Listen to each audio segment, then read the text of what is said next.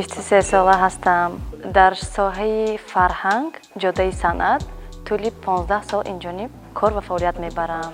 وقتی که من این کسب را انتخاب کردم پدر و مادرم راضی نبودن. فقط میگفتن که عائله ما به صنعتکار نیست.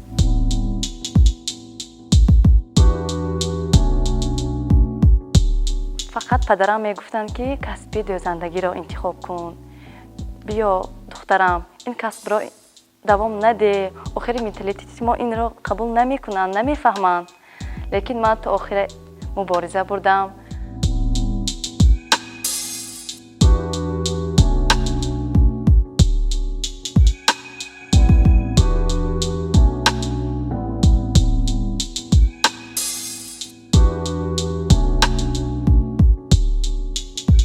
Встречайте на сцене Нодиры Ёкубовой.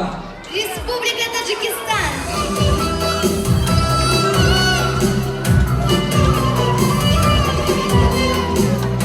حاضر باشد من در کار علمیم موضوعی که رشد صنعت رقص ملی تاجیکی است در عصرهای 20 و 21 مشغول هستم.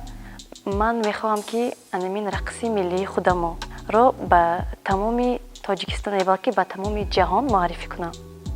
هم علما هم تجربوی.